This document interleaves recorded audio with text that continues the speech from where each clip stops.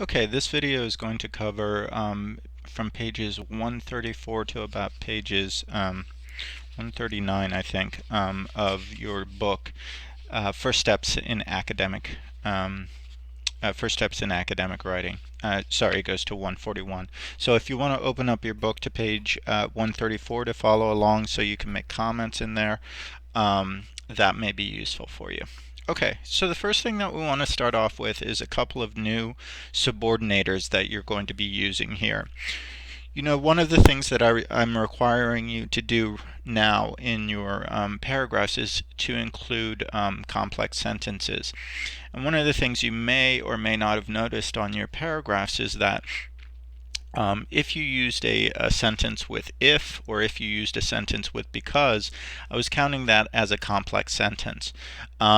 So those ones count. You may or may not have noted that. But let's go through and look at these different subordinators.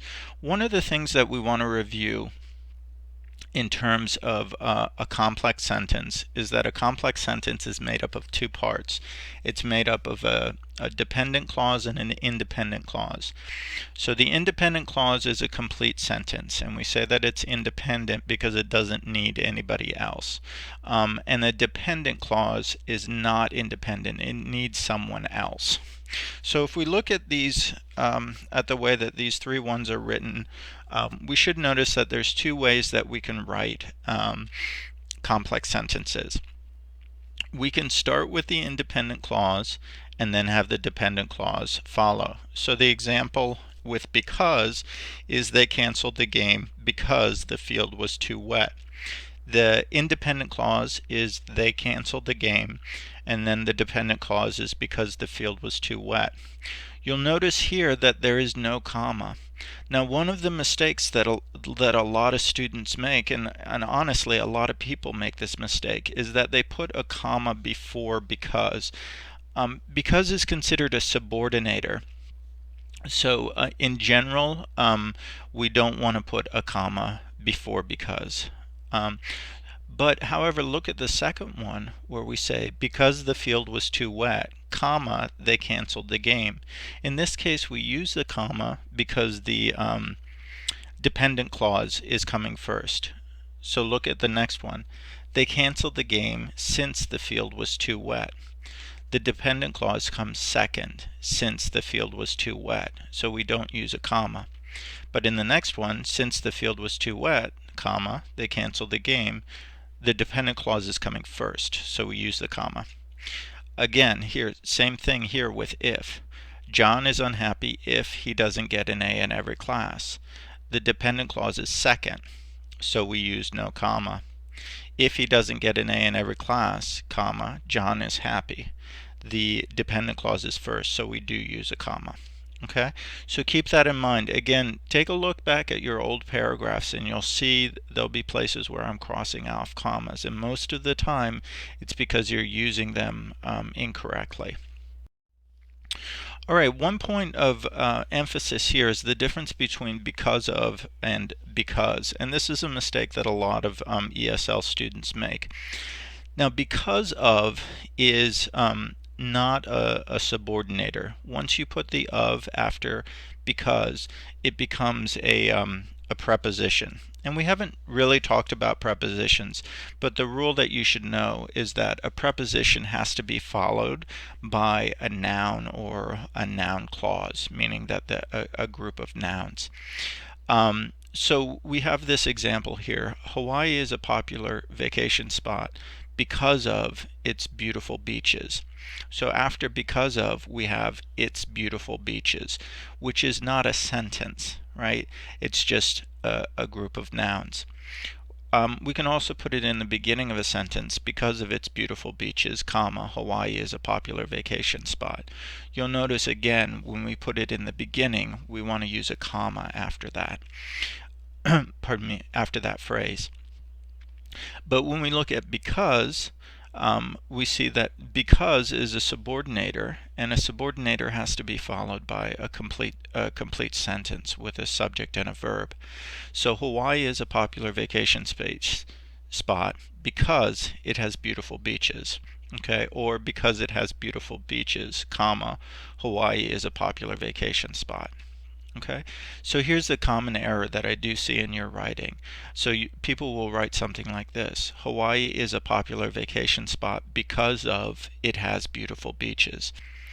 This is incorrect. It's incorrect because after because of, we have to just have a noun. We can't have a sentence with a subject and a verb. The second one is incorrect for the opposite reason. Hawaii is a popular vacation spot. It is a popular vacation spot because it's beautiful beaches. This one has a mistake because the reason it has a mistake is that because has to be followed by a complete sentence with a subject and a verb. Okay, and we'll go over some practice with this in class. All right, so in terms of capitalization, we have a couple of new rules. If you turn on over to page 139, you can look at these. Okay, so with capitalization, capitalization is used with some abbreviations.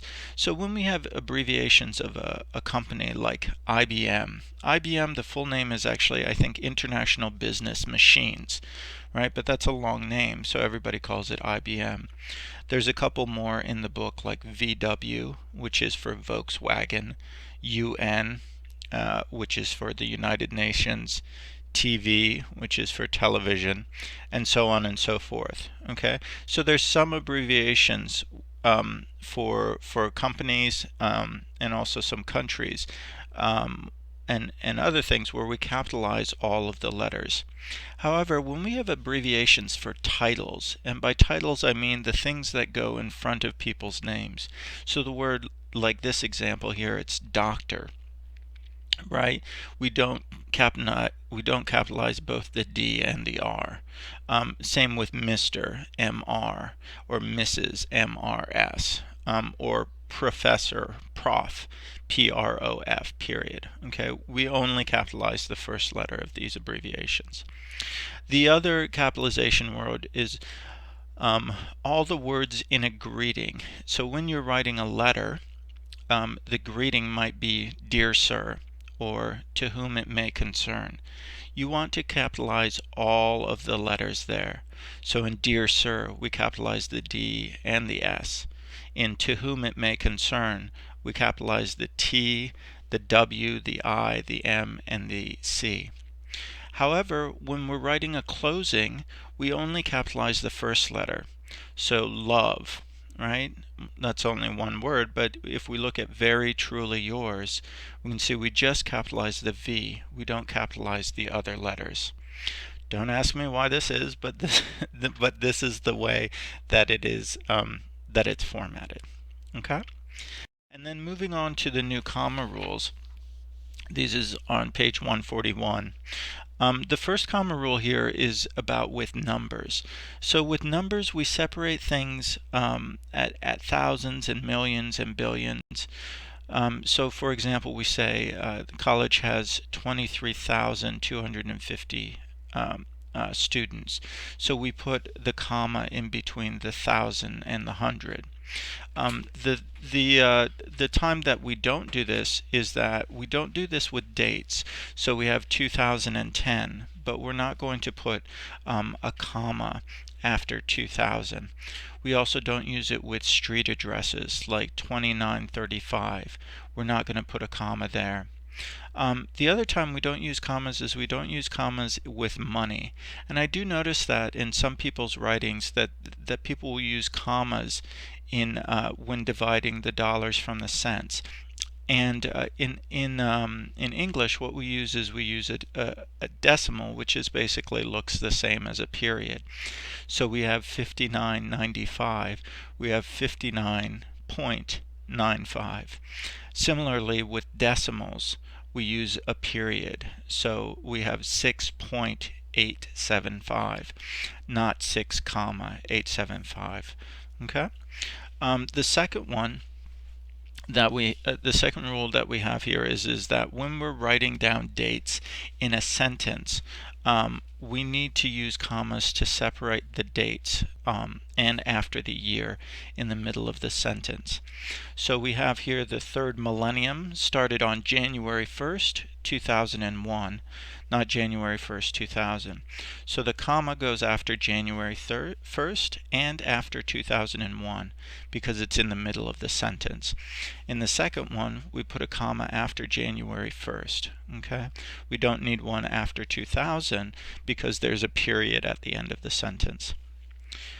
The next time that we use commas is with addresses. Again, this is when we are writing the addresses in the middle of a sentence. So we're going to separate the different parts of it with commas. The only place we are not going to put a comma is between the state and the zip code.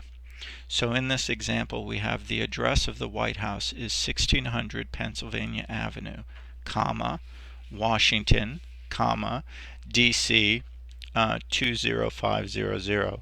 So you'll notice we don't put a comma between DC and the zip code. And then here's our last example, is we also use commas at the greetings and closings of personal letters. So a personal letter is the kind of letter that you would write to a friend. Now if you're writing a business letter, you don't use a comma there, you use a semicolon. You use a colon, and I can show you that in class. But so here we have Dear Michiko, comma, Dear Mom, comma. At the closing of a letter, whether it's formal or informal, we want to use a comma. So we have love, comma, and very truly yours. Okay, so we will go over some of these activities in class. If you do want some extra help, come in early. You can come to my office hours before class if you are unclear on any of this. Okay, see you in class. Bye.